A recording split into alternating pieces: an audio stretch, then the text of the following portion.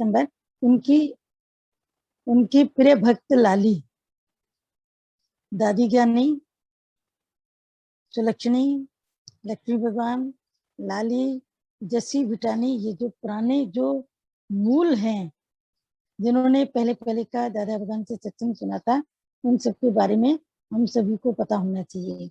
25 number पर उनकी प्रिय भक्त लाली, दादा भगवान के अमृत रस का प्याला पीकर भव सागर तैरने वालों में लाली और जस्सी, इन दो दुखित स्त्रियों का नाम नहीं भुलाया जा सकता।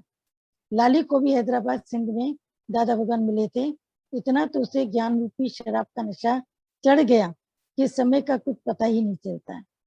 रात रात को 2-3 बजे उठकर वह घर से निकल पड़ती और दादा भगवान को उठाकर ज्ञान सुनती। कितनी हैरानी की लगन है कि रूहानी, जिसको कहते हैं कि रूहानी एक प्यार, रूहानी मोहब्बत, जिसमें रात को 2-3 बजे भी ये तलब हो कि हम जाएं, जाकर के ज्ञान सुन। जबकि ज्ञान सुनने के लिए लोगों के भीतर में आजकल तो इतनी ज्यादा रुचि बहुत बहुत कम दिखाई देती है। भजन में रुचि है, बातों में रुचि है, कुछ और काम करा दो उसमें रुचि है, अंताक्षरी करा दो, गेम करा दो, लेकिन जो वाणी में रुचि होनी चाहिए एक एक शब्द के अंदर, वो रुचि उस समय के लोगों में जो दिखती है, वो कमी जो अब दिख रही है, उस कमी को पूरा करो, उस कमी को बिल्कुल पूरा करो। क्यों? क्योंकि होता क्या है कि जब तक ज्ञान में रुचि नहीं होगी, आपका उद्धार कभी भी नहीं होगा। आप कितना भी कुछ भी करो, ज्ञान की रुचि जरूरी है। हाँ, सेवा इसका अपोजिट है कि सेवा करने वाले के भीतर ज्ञान अपने आप आ जाता है, क्योंकि ज्ञान जो चीजें सिखाता है वो सेवाधारी के भीतर में ऑलरेडी है, तभी वो सेवा कार्य में टिक सकता है। नहीं तो सेवा काम में टिक पाना किसी के भी बस की बात नहीं। वो निष्काम सेवा हो, चाहे गुरु के पास रह करके गुरु की सेवा हो, गुरु के बच्चों की सेवा हो, सत्संग के सत्संग परिवार की सेवा हो, सत्संग हाल की सेवा हो, मतलब कोई भी सेवा नहीं हो सकती है अगर व्यक्ति के भीतर में ज्ञान नहीं है। तो जो चीजें ज्ञान से व्यक्ति धारण करता है, सेवाधारी के भीतर वो अपने आप से मौजूद होती हैं, तभी वो सेवा का काम कर सकता। नहीं तो एक दिन करेगा, फिर उसके बाद 10 दिन की छुट्टी, फिर एक दिन करेगा। हम कई लोगों को अचानक देखते हैं जब वो घर आ जाते हैं, अरे भाई तुम तो कभी आते ही नहीं थे, तुम कैसे आ गए? 3 महीने के बाद, 4 महीने बाद, फिर बहाने तो सबके तैयार हैं। घुटना ठीक नहीं था, बेटी आ गई थी, कोरोना था, बुखार लग रहा था, ऐसा था वैसा था। सेवाधारी तो ऐसे होते हैं। आप कभी पंडितों को देखिएगा, पुरोहितों को, जो मंदिर जिनके हवाले होते हैं, आज दिन तक लॉकडाउन के भीतर भी पंडित छुट्टी नहीं कर सकते, किसी न किसी को लगा के जाएंगे। इसीलिए पंडितों के परिवार को आसपास रखा जाता है, ताकि अगर कभी पंडित स्वयं अगर न सेवा कर सके तो उसकी पत्नी, उसका बेटा, उसकी बहू कोई भी कार्य कर सके। यानी मंदिर की स्वच्छता, मंदिर की सफाई, कोई मंदिर में जाए न जाए, लेकिन मंदिर का ताला प्रतिदिन खुलेगा, खुलेगा भी, बंद भी होगा। तो पुजारी कभी छुट्टी नहीं लेता, कभी छुट्टी नहीं लेता, चाहे कुछ भी हो जाए, कितनी भी भीड़ पड़े, पुजारी को आना ही आना है, मंदिर के ताले भी खोलने और बंद भी करने। तो जिस तरह से पुजारी सेवा में मस्त रहता है, सेवा करता है, उसी तरीके से जो भी सेवा काम होते हैं, वो आंधी हो, तूफान हो, बारिश हो, ओला है, पाला है, जो भी है, बोलते हैं हमारे ऊपर जो सेवा है वो सेवा हमको करनी है। और सेवा कभी भी छोटी या बड़ी नहीं होती, कभी भी छोटी बड़ी नहीं होती है। क्यों? क्योंकि जब भगवान कृष्ण झूठी पत्रियां उठा सकते हैं, तो हमारे ऊपर कोई भी काम अगर आता है, सामने सामने देख करके भी मनुष्य को काम दिखता नहीं, अपना ही केवल एक काम दिखेगा कि मेरे ऊपर ये काम है, मैं ये कर रहा हूँ। उससे रिलेटेड कुछ भी होगा तो अपने घर में दिखता, बाहर नहीं दिखता है, उसको सेवा नहीं कहते। वो हो गया गुरु के प्रेम में कर्म करना है, गुरु के प्रेम में हम कार्य कर रहे हैं। सेवा मतलब कि एकदम निस्वार्थ, निशंक, निर्भर, हल्के फुल्के होकर के कार्य में लगे रहना, और फिर उसका कोई भार भी महसूस न करना। तो दादा भगवान ने जो ये निष्काम सेवा की है, उसमें जो ये सब लोग जुड़े, उन्होंने दादा भगवान के ज्ञान का निष्काम कार्य कहाँ कहाँ तक, उनका बीज कहाँ कहाँ तक जाकर के फैलाया। किसी ने इंडोनेशिया में, किसी ने सिंगापुर में, किसी ने किस जगह पर, किसी ने किस जगह पर, जो जहां पर था उन्होंने दादाजी के ज्ञान को फैलाया। रास्ते में खड़े सभी चौकीदार और पुलिस वाले उसे रोककर पूछते कि इतनी रात गए अकेली कहाँ जा रही हूँ?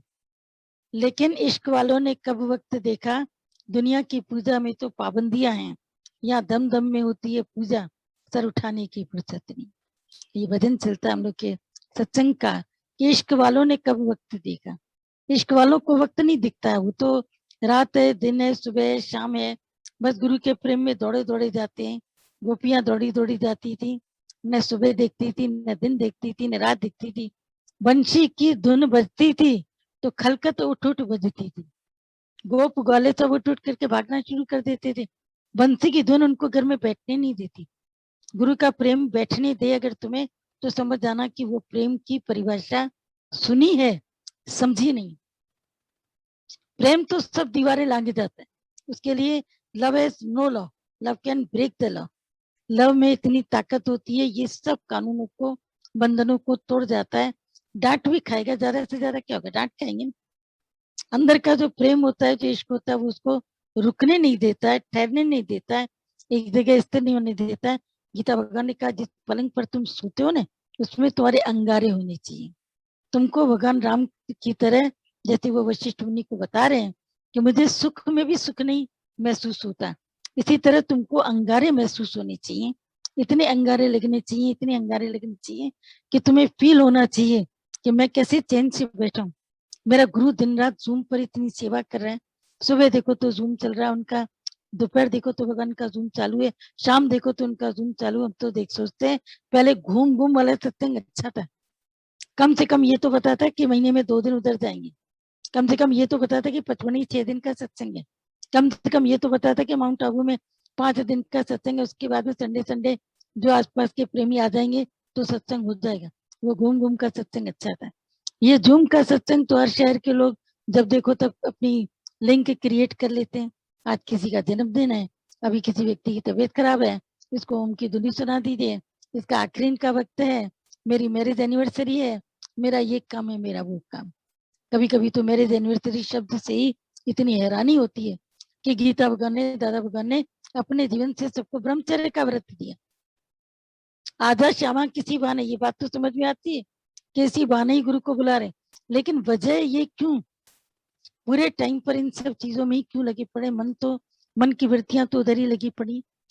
है साथ प्यार गुरु से, लेकिन गुरु को भी इतनी तकलीफ क्यों दे। 10 मिनट के लिए आप आ जाओ, 5 मिनट के लिए आप आ जाओ।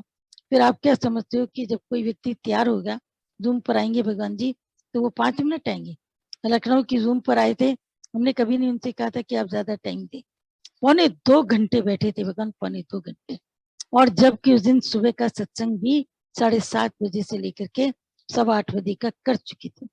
ये गुरु की इतनी मेहनत लेने के बाद में जो पुराने लोगों ने अपने जीवन को बनाया और जो एक वटवृक्ष बनकर चले, वो जीवन का आदर्श है। उनको सुनो, समझो, और फिर क्या करना है कि अपनी भेंट करनी है।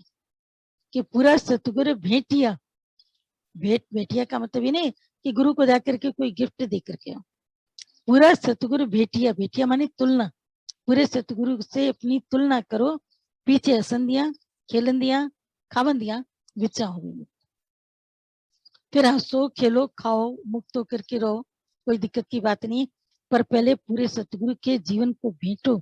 वो कैसे चलते हैं, उनका जीवन एक वटवृक्ष की तरह धूप सहता है।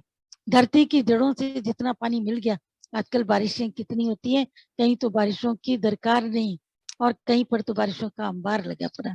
कहीं पर बारिश को पेड़ तरसते हैं लेकिन जिंदा रहते हैं, धरती से पानी घसीटते हैं। कितनी ताकत लगती होगी, धरती का पानी घसीट कर ऊपर के पत्तों तक पहुंचाते हैं, विदाउट एनी किसी भी प्रकार की। एक बार जिस वक्त में एक लड़का था, बैसम बैसी कर रहा था किसी सतगुरु के साथ में कि भगवान है, मैं नहीं मानता, मैं नहीं मानता। बोला अच्छा ये बताओ कि तुम्हारा घर कौन सी मंजिल पर है, तुम फ्लैट में रहते हो? बोला हाँ।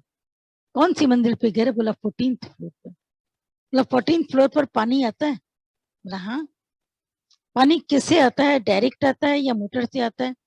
आप भी क्या मजाक करते हैं पंडित जी, आजकल ग्राउंड फ्लोर पर भी पानी पूरा नहीं आता, तो 14th फ्लोर पर बिना पंप के कैसे आएगा?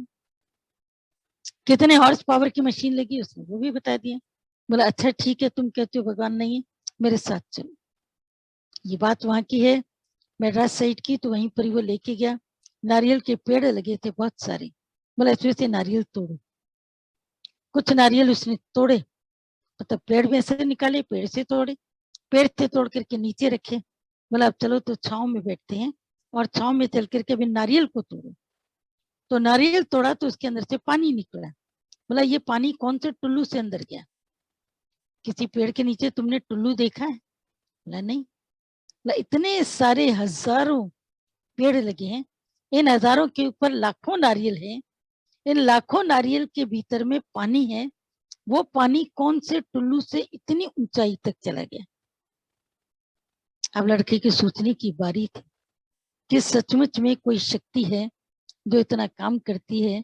कैसे पेड़ इतना काम करता होगा कि जड़ों से पानी निकालता होगा, तने से उठा करके डालियों में डालता होगा, और एक एक नारियल की ऐसी बनावट कि उसके भीतर में जल तत्व आ जाता है।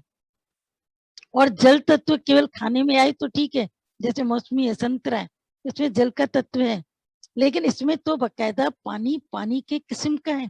आधी कटोरी नारियल का पानी निकल आता है, आधी कटोरी या उससे भी कम, कुछ उससे भी ज्यादा भी निकल आता है, लेकिन कैसे पानी उसके भीतर में सुरक्षित रहता है और वो उसके भीतर में बना रहता है। तो कभी परमात्मा की शक्ति पर अविश्वास मत करो, हमेशा परमात्मा साथ है। और गुरु जब इतना कार्य करता है निराकार की सत्ता लेकर के, तो वो कार्य हम या तुम क्यों नहीं कर सकते? तो इतनी मेहनत जब गुरु के कदमों पर हम चल रहे हैं, गुरु के कदम के पीछे कदम रखकर चल रहे हैं, तो जब कदम के पीछे कदम रख करके चल रहे हैं, तो कम से कम इतना तो ख्याल रखें कि हमारी जीवन और गुरु के जीवन में अभी क्या फर्क है। अभी भी आराम तलबी हमको पसंद। कल भी हमने पूछा था कितने लोगों ने सुबह 8 बजे की जूम अटेंड करी, 8 बजे की एक जूम लिंक आई थी, और अगर नहीं की तो क्यों नहीं की, रीजन लिखो, और अगर की तो उसमें से क्या मिला। बहुत कम लोगों ने लिखा कि उसमें क्या फील किया। इसका मतलब है कि सब सोए रहते हो, सोए रहते हो। ये जिनसे रिलेटेड है, जिस लिंक से रिलेटेड है, वो अपने आप से समझ रहे हैं। यदि उनके इंचार्ज उन लोगों से पूछे कि कल अगर तुम हाजिर थे तो तुमने क्या सुना, तो उनके कान भी खड़े हो, तो उनका दिमाग भी खड़ा हो। इसका मतलब है कि incharges are not alert, they are not observant. वो उनसे पूछते भी नहीं कि आप लोग गए थे, आप लोगों ने जूम सुनी, जूम में से क्या उठाया, उठाया तो लिखो ना उसमें। इतने कम लोगों के मैसेज क्यों आते हैं? कोई भी मैसेज उसमें अपलोड किया जाता है, उसमें रिसीविंग का नोट तुम्हारा एकदम आ जाना चाहिए कि हमने रिसीव किया, हम मैसेज भेज रहे हैं, आप गेम खेल रहे हैं, बच्चों वाले गेम, कोई बड़ों वाले गेम खेलो, मजा आए।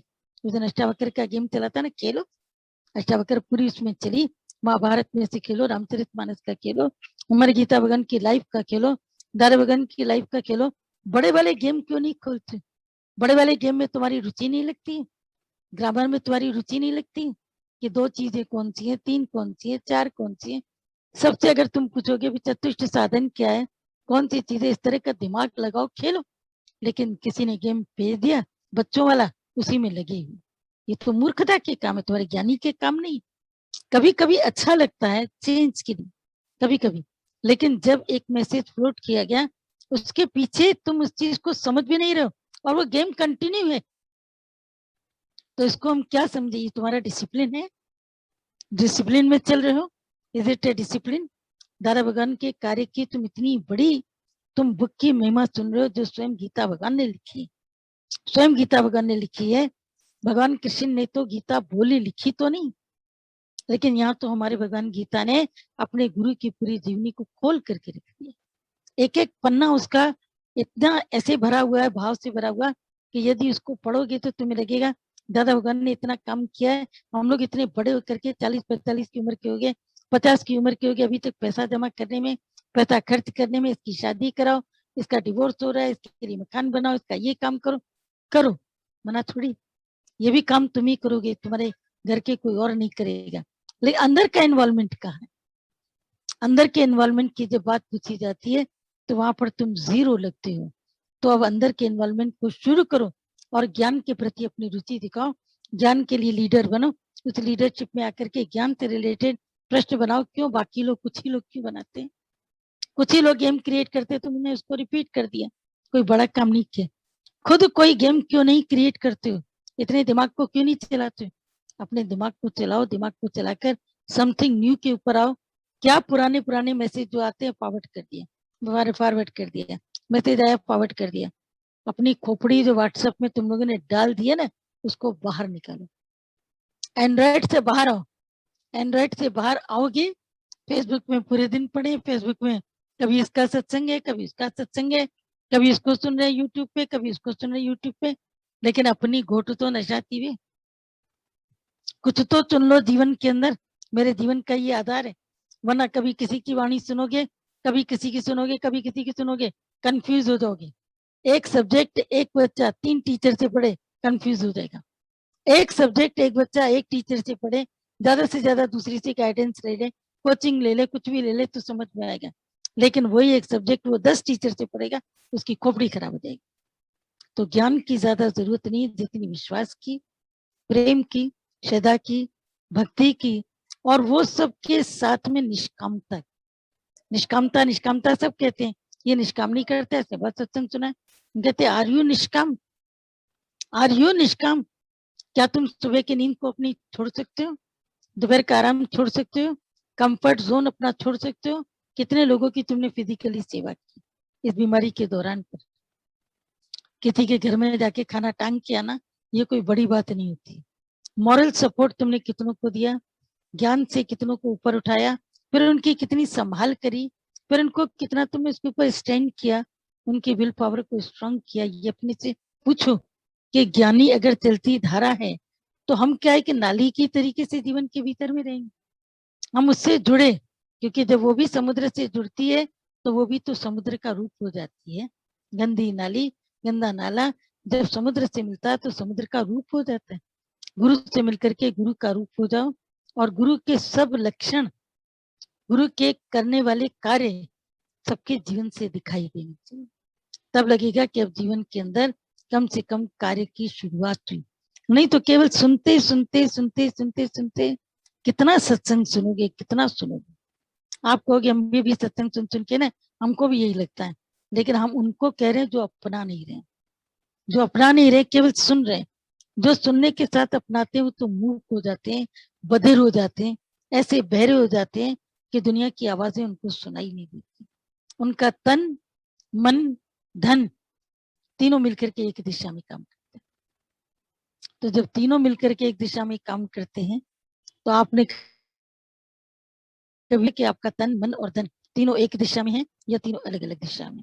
तो इश्क वालों ने कब वक्त देखा, दुनिया की पूजा में तो पाबंदियां हैं, या दम दम में होती है पूजा, सर उठाने की फुर्सत नहीं। कई सालों तक दादा भगवान का साथ पाकर, ज्ञान का पूरा निश्चय करके, आज वह लंदन में रहकर सत्संग करके कईयों को सत्य की मंजिल पर पहुंचा रही है, अपने स्वरूप में टिका रही है। अभी उस समय, जिस समय गीता भगवान ने लिखा था, उस समय लंदन में रही होगी, वहां सत्संग का कार्य किया होगा। अब इस समय तो उनका शरीर जरूर था, उस समय इतना वृद्ध हो चुका था, तो अभी होगा कि नहीं इसके बारे में नहीं कह सकते, लेकिन वो सत्संग के जो निशान छोड़ करके गई होगी, जिस भी जगह पर सत्संग होता होगा वहां कितने लोगों का उसमें भला होता होगा, वो सोच सकते हो। तो जिन्होंने जिन्होंने कार्य किया उन सबको सलाम है, पर जिन्होंने केवल सत्संग सुना उनके ऊपर तो कर्जा है, और कर्ज मर्ज दोनों बराबर है। इसलिए गुरु का भी कर्ज लेकर के दुनिया से मत मरना। गुरु का कर्ज भी अता करके, जैसे किसी के ऊपर कर्ज होता है तो शरीर के छोड़ते समय उसका मन चलता है, मन चलता है। इसीलिए कई लोगों को हम कहते हैं कि कर्ज लेकर कोई काम मत करो। सीसी लिमिट है, ठीक है, उसमें तुम्हारी दुकान अपने आप ही उसकी उगाही कर लेती है, तुम्हारे टैक्सेस उसमें कवर कर लेते हैं, बहुत सारी चीजें हैं जो गवर्नमेंट अपने लेवल पर करती है। लेकिन एक होता है किसी का कि वो किसी न किसी से पैसा उधार लेता ही रहता है, उसकी आदत पड़ती है, बिना उधार लिए उसको चैन नहीं आता, उसके पांव ज्यादा ऊपर होते हैं, चादर के बाहर निकले रहते हैं, दिन भर कोई डिमांड चाहिए, उसके लिए पैसा उधार लेता है, उधार लेके शादियां कराता है, शोशेबादियां करता है, खर्चे करता है, और फिर जब खर्चा हो जाता है उसके बाद वो सिर पीटता है, मैंने क्या किया। और जिस वक्त हम सबको कहते रहते ज्यादातर कि बेटी की शादी हो, तो एक काम करो कि शादी सिंपल कराना, उसका जो अमाउंट है वो नट शेल करके किसी बैंक में लगा दो, कोई प्लॉट लेके दो, कोई फ्लैट रख के रखो, आगे चल करके उसकी एक एसेट बनेगी। लेकिन शोशेबाजी कहाँ है, दिखावा कहाँ? हमने ये किया, हमने ये किया, हमने ये किया, हमने इतना दिया, हमने इतना दिया, हमने इतना दिया। दे करके जब खाली हो जाता है तो अपना सिर पीटता है, लेकिन अब पछताए होत क्या, अब पछताने से क्या होगा। शुरू से लेके अगर व्यक्ति इन सब चीजों को मान करके चले, अभी कोरोना ने सबकी शोशेबाजी खत्म कर दी। अभी तो कोरोना स्टार्ट भी नहीं हुआ था, जब ये मोदी जी आए थे तो उन्होंने जम्मू के ऊपर पहली रोक लगाई थी, जम्मू के ऊपर, क्योंकि जम्मू श्रीनगर ये दोनों ही कनेक्टेड है। अभी श्रीनगर पर इतनी रोक नहीं थी, जम्मू पर रोक थी कि जम्मू में केवल इतने बारातियों का खाना बनेगा, इतनी डिशेज बनेंगी। डिशेज भी काउंटेड थी कि 5 या 6 डिशेज बनेंगी। विकास ऑफ की गरीबी का कारण क्या होता है कि मनुष्य अपनी जितनी औकात होती है उससे ज्यादा का खर्चा करता है। ज्यादा का खर्चा करके जब उसका अमाउंट नील हो जाता है, अकाउंट नील हो जाता है, उसके बाद वो बहुत परेशान होता है, फिर घर वालों को भी परेशान, कभी पत्नी को मार जूते, कभी बेटे को मार जूते, कभी बहू को मार जूते, अपने को मार जूते। कभी तो समझ में तुमको आए, अपने को भी तो जूते मारो, किसी दिन जूता उठा के अपने सिर पर भी मारो। इतना गुरु का ज्ञान सुना है, अपने सिर की ठुकाई करो। जब अपने सिर की ठुकाई करोगे तो समझ में आएगा कि कहाँ दादा की जीवन है और कहाँ दादा का नाम लेने के क्या हम लायक हैं। दादा का नाम लेने की भी एक लायकियत रखो कि दादा ये शब्द तुम्हारी जुबान पर आए, उसके पहले मन के सब विकार बाहर चले जाए। न शब्द, न स्पर्श, न रूप, न रस, न गंध, न काम, न क्रोध, न लोभ, न मोह, न अहंकार। नाम लेने से पहले से ही अंदर से ये सब चीजें तुम्हारे निकल जाएंगी। पर गुरु का नाम भी लेते रहते हैं, गुरु का ज्ञान भी सुनते रहते हैं, मिक्स कर्म भी करते रहते हैं। मन कभी कहीं भाग रहा है, मन कभी कहीं भाग रहा है। तभी कल जो चला था कि मन को कंट्रोल करना, भगवान राम बताते कितना मुश्किल है, बिना गुरु के मन कंट्रोल नहीं होता। बनाने में जल को सुखा सकता हूँ, जल को सुखा सकता हूँ, समुद्र के जल को सुखा सकता हूँ, लेकिन मन की था को नहीं ले सकता हूँ। और सच में मनुष्य का मन इतना परिवर्तनशील है, इतने चेंजेस हैं उसमें, इतने चेंजेस हैं। अभी कुछ है, अभी कुछ है, अभी कुछ है, सुबह कुछ है, शाम कुछ है, दिन में कुछ है। एक रूप, एक रंग, एक रस क्यों नहीं बने। एक रूप, एक रंग, एक रस। गिरगिट की तरह 100 रंग मत बदलो। गिरगिट जिस डाल पर जाती है कम से कम उसी डाल का रंग लेती है ना, दूसरे का तो नहीं लेती है। मनुष्य तो गिरगिट से भी गया बीता है, जिस डाल पर बैठता है रंग दूसरे का ले लेता है। बैठा किसी और डाल पर है, रंग किसी और का चढ़ा हुआ। इसका मतलब है कि गिरगिट से भी हम कुछ कम हो जाते हैं। अभी आओ वापस आत्मा की बात करते हैं, ब्रह्म की बात करते हैं कि साधु संतों की श्रेणी में गुरु ने तुमको रखा है। हमेशा भगवान कहते हैं कि तुम संत हो, तुम ऋषि हो, तुम मुनि हो। उन्होंने कहा, तुमने सुना, अपने से पूछा कि मैं ऋषि हूं। ऋषि माने जिसने अपने केशों को बांधा। जैसे केश बाल खुले रहते हैं तो कैसे होते, उलझ जाते हैं। केशों को तुम बांधते हो। ऋषि उनको कहा जाता था जो अपने केशों को बांधते थे, यानी अपनी 10 इंद्रियों की साधना करते थे, उनको ऋषि कहते थे। जो घर बार छोड़कर जंगल चले जाते थे, मौन साधना करते थे, उनको मुनि कहते थे।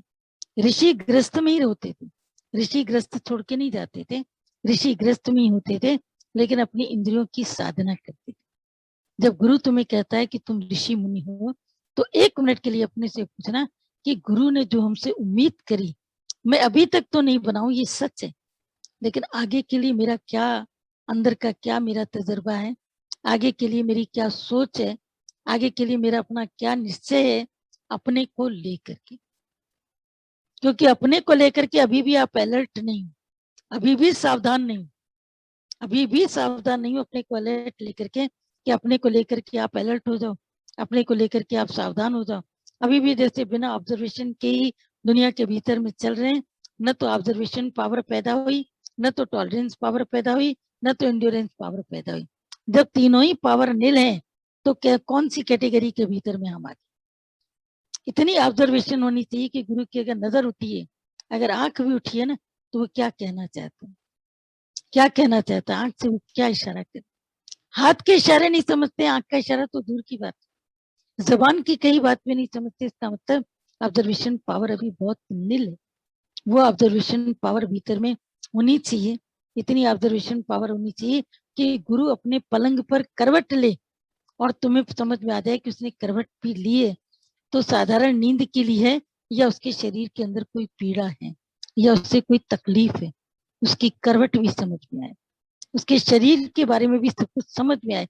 इतनी पढ़ाई, इतनी गूढ़ता उसके भीतर की ऑब्जर्वेशन पावर, टॉलरेंस पावर, हम सब कुछ सह सकते हैं जीवन के अंदर, सब कुछ अंदर में इतनी बड़ी टॉलरेंस पावर को पैदा करो कि जैसे एक लोहे का रुक्क जी तलवार, माता भगवान मिश्रा बोला रुक्क जी तलवार लोहे की तलवार होती है, ये कितने काम कर डालती। अपने आप को लोहे की तरह, पत्थर की तरह नहीं, पत्थर तो फिर भी टूट जाएगा, लोहे की तरह इतना स्ट्रांग बनाओ कि इतनी आसानी से वो न टूटे।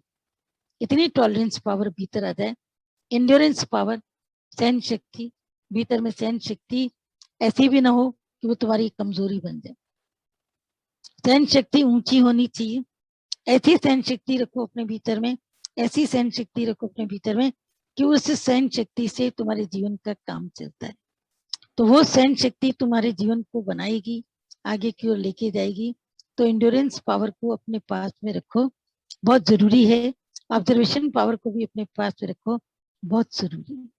सामने सामने कोई चीज रखी है, दिखाई नहीं देती, इसको हमें उठा के रखना है। सामने कोई चीज इस्तेमाल करी है, पता नहीं चलता कि इसको हमें धो के भी रखना है, इसको हमें पोंछ के भी रखना है, इसमें हमारा हाथ टच हुआ है तो हमको इसको ठीक करके भी रखना है। ऑब्जर्वेशन पावर की बहुत कमी, एक एक चीज में ऑब्जर्वेशन पावर। एक इंटरव्यू हुआ, इंटरव्यू में केवल इतना ही बोला गया कि आप लोगों की ऑब्जर्वेशन पावर देखी जाएगी कितनी। मतलब जब अंदर जाएंगे तो कुछ सवाल करेंगे तो उसमें वो जरूर हमको देखेंगे हम कितने अलर्ट हैं, हम कितने ऑब्जर्वेंट हैं।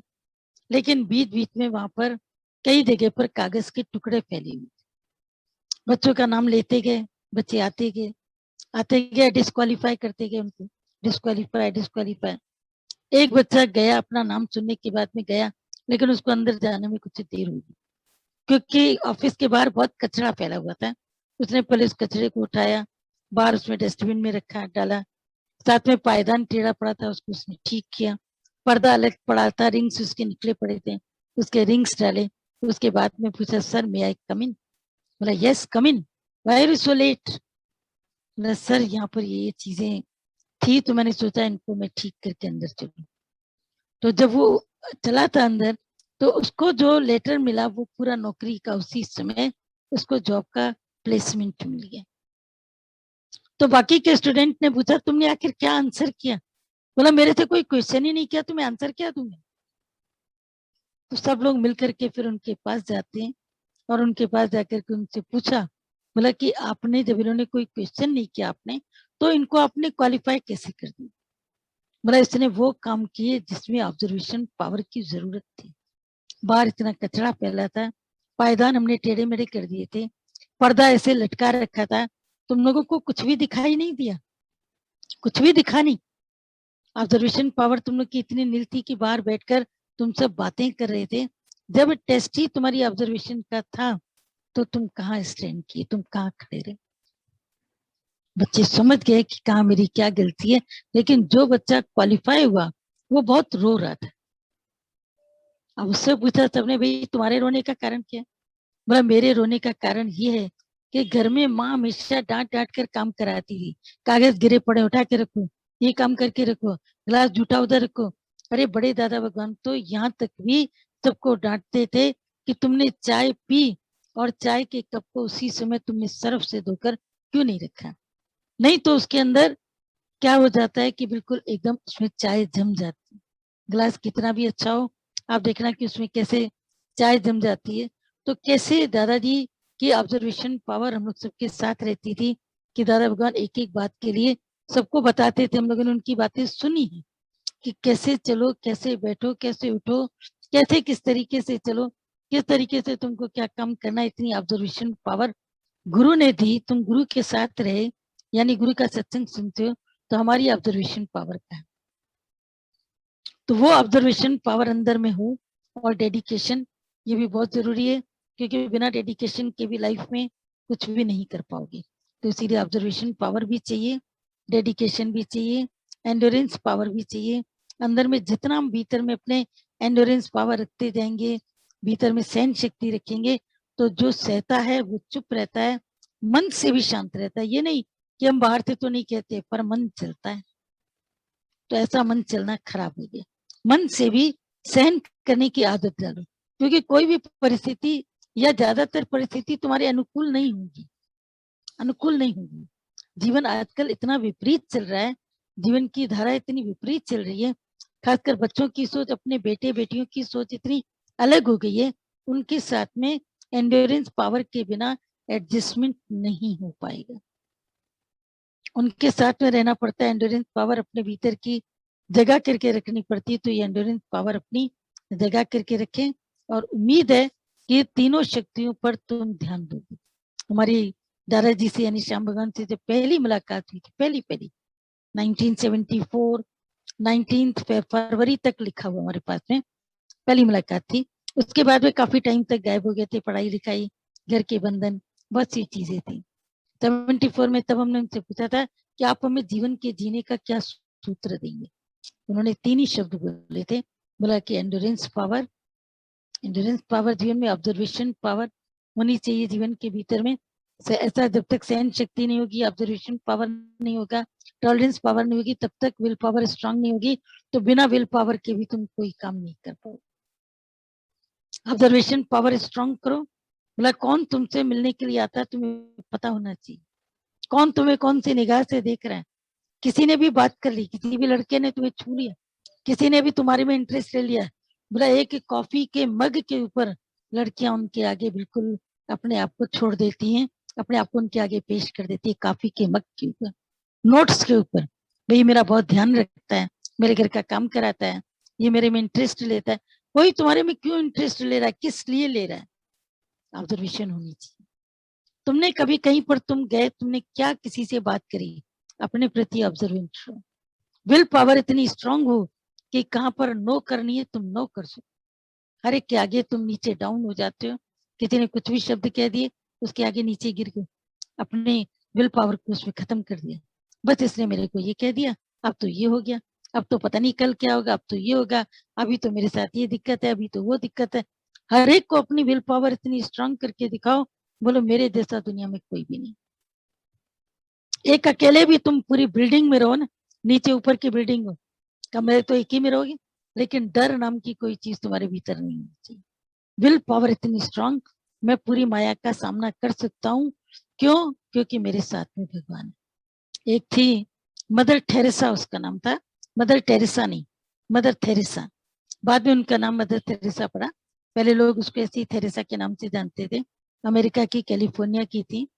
वो एक जगह पर खड़ी होती थी और जोर जोर से चिल्लाती थी, यहाँ चर्च बनेगा, यहाँ चर्च बनेगा, यहाँ चर्च बनेगा। खुला मैदान था वो, और बीचों बीच खड़ी हो कितनी जोर से चिल्लाती थी। लोग आते जाते उसकी आवाज को सुनते, कभी उसके आगे डॉलर फेंकते थे, शायद कोई भिखारी है, कभी कोई कपड़े उसके आगे रख के जाता था, कभी कोई खाना लेकर के जाता था। वहां पर ये सब चीजें, लोग एक दूसरे को बहुत कोऑपरेट करते हैं, पैसे से कोऑपरेट नहीं करते लेकिन जरूरत से कोऑपरेट करते हैं। तो वो उनको इनकार भी नहीं करती थी, लेकिन खूब तेजी से बोलती थी, यहाँ चर्च बनेगा, यहाँ चर्च बनेगा। एक दिन वो बड़ी जोर जोर से चिल्ला रही थी, रो भी रही थी, तो उसके इर्द गिर्द बहुत सी भीड़ जमा हुई। घोड़े ने उससे पूछा कि नाम क्या है, बोला थेरेसा। बोला चर्च यहाँ कैसे बनेगा, तेरे पास पैसा है? बोला नहीं। बोला फिर कैसे चर्च बनेगा? बोला मेरे पास में, केवल मेरे पास में $100 है, और प्लस मेरे साथ में मेरा क्राइस्ट है, वो यहाँ पर चर्च बनाई। अब दुनिया की सुप्रीम पावर उसके साथ है, पैसा कोई सुप्रीम पावर नहीं, और किसी का तुम्हारे संग रहना कोई सुप्रीम पावर नहीं। कोई संग रह के भी साथ नहीं निभाते, अनकंसर्न होते हैं। फिर उसका विश्वास इतना गहरा था, कहते हैं कि जब उसकी मृत्यु हुई, उसी जगह पर उसकी मृत्यु हुई, और किसी ने उसकी मृत्यु के होते ही वहां पर एक छोटा सा क्रॉस लगा दिया। जैसे हम लोग के इंडिया में क्या करते हैं, किसी जगह को घेरना होता है ना, तो वहां छोटी सी हनुमान जी की मूर्ति रख देते हैं, शिव जी की मूर्ति रख देते हैं। लोग आकर के शिवालय मान के पूजा करके उसके बाद धीरे धीरे जमीन घेर, थोड़ा बड़ा मंदिर, फिर और बड़ा मंदिर, फिर और बड़ा मंदिर। फिर उस मंदिर को तो गवर्नमेंट भी कभी टच नहीं कर सकती। अब आजकल तो खैर गवर्नमेंट के पास इंडिया में ऑर्डर आ गए, क्या अनऑथराइज्ड जहाँ पर है वहां पर मूर्तियों को संजो करके किसी जगह पे रखा जाए, फिर उनको उसी जगह पर ही जो काम गवर्नमेंट का करना है वो करके, ऑफिस बननी है, मल्टी स्टोरी फ्लैट्स बननी है, जो बनने बना के फिर उसी जगह पर उसी मूर्ति की स्थापना कर दी है। लेकिन वहां पर एक क्रॉस लगा दिया गया, और आगे चल करके कहते हैं कि कई सालों के बाद में वहां पर चर्च का निर्माण हुआ और आज दिन तक वो चर्च मदर थेरेसा चर्च के नाम से मशहूर फेमस है। तो आप देखो उसके पास में केवल विल पावर स्ट्रांग था और कुछ भी नहीं था। तो विल पावर स्ट्रांग रख करके जब आप चलते हो जीवन में, आपके जीवन का कितना फायदा होता है। तो विल पावर को स्ट्रांग करते जाओ करते जाओ करते जाओ, परमात्मा हमेशा तुम्हारे साथ में। एंड्योरेंस पावर, सहन शक्ति रखो, चूको नहीं, कब तक सहें, कितना सहें, अब नहीं सहा जाता, ये नहीं सोओगे तो 3-4 बीमारियां, 100 बीमारी आएंगी शरीर। आजकल वैसे भी शरीर का इम्यून कमजोर है, बीमारियां ही है, टैबलेट सही है, लेकिन अगर सहन शक्ति 0 कर दोगे तो बीमारियां भी 100 तुम्हारे पास में आती रहेंगी। इसलिए सब चीज को थ्रू आउट करने का और एनर्जी को अंदर लाने का, और जो एनर्जी शक्कर है उसको बाहर फेंकने का आर्ट आप सबको आना चाहिए। और उम्मीद है कि आप सब में आ गया होगा। और अगर जो चीजें नहीं है उनको अपने भीतर में डेवलप करो।